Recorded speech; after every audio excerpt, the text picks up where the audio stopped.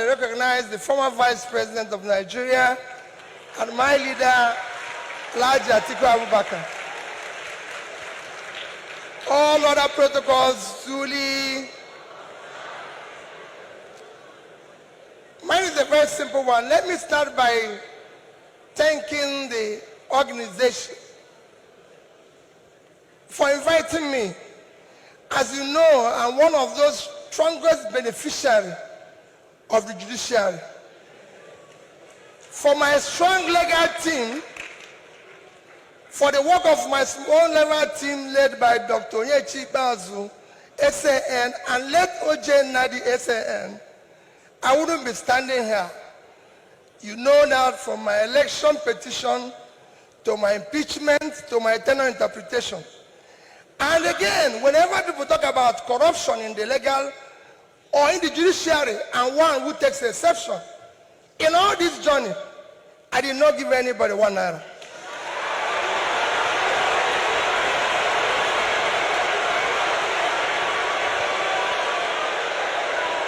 So for me,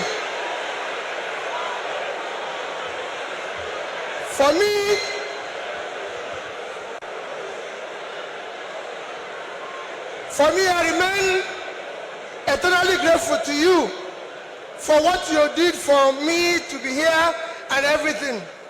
Our topic today is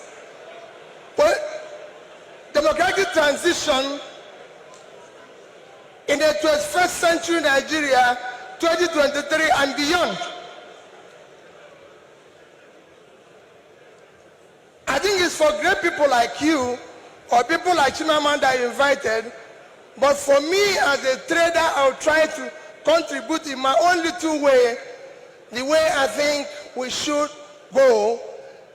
For me, democracy have a simple description. Government of the people, by the people, for the people. That means everything about democracy is the people. And transition means changing from one thing to the other. And for me, Nigeria needs urgent transition from being a highly insecure country to a secure country, from a disunited country to a united country, from corruption to a transparent country, from a country of lawlessness to a country of law and order. But in all this, it is important that we look at where we are today for people to understand the gravity of the journey we are going to take if we are going to transit. Where are we today? Nigeria have qualified to be a failed state. We have met the 2 or 3 biggest characteristics of a failed state. Number 1 is when you are no longer in charge of your territory. Today, we are among the top terrorized countries of the world. We are among the top kidnapping countries of the world. Banditry, criminality, bandits have taken over some parts of this country. Nigerians are being killed daily. All sorts of criminality is going on daily. Even our most important source of foreign exchange revenue, oil, is today 80% stolen.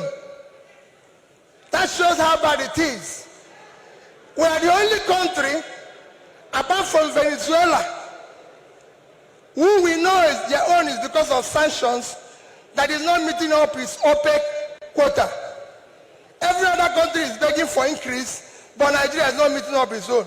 And you wouldn't believe the quantity that is missing. In July alone, our total average, our quota is 1.8 million. In July, our total average was 1,083,000 barrels a day. That means that in July, we lost 707,000 barrels per day. If you multiply that by 31 days, it will give you 22,227 barrels of oil that we lost. This is a country that needs dollar. If you sell it, if you sell that oil, if you sell the quantity we lost, this is July alone. If you sell it at the average price of $110, it will give you $2,450,000,000, which at our rate of exchange of 550, you lost. If you use 550, because I used an average of 550, you've lost 1,344,700,000,000 naira. That is your country. That's what you lost in 1 month because of stealing. It is important that we know this. Number two item to show that we are failed state is that you are no longer in control of your economy. Your economy today, we have an economy where we have over 100 million people living in poverty. Your unemployment is one of the worst in the world because you have a combined unemployment of 50%, unemployment and underemployment. Out of 200 million Nigerians, 60% is supposed to be working. So you're supposed to have 120 million Nigerians working, but today Nigerians that are working are under 50 million. So 70-something million of Nigerians are not working, they are not productive. When you compare this to your productivity, you will see how low it is. But what is even worse, we're in a physical mess, total physical mess. Because of all this, between January this year and April, the total revenue of federal government of Nigeria is 1,630,000,000,000 naira. Their expenditure is 4,720,000,000,000. If you minus this, we have a deficit of 3,100,000,000,000.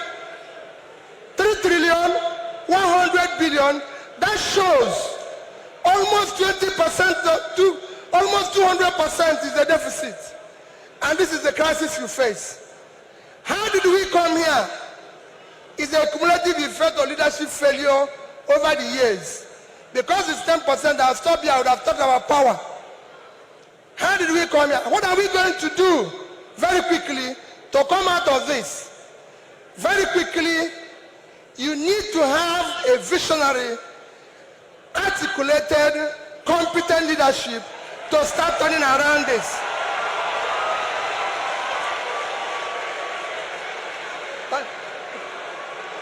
So next year,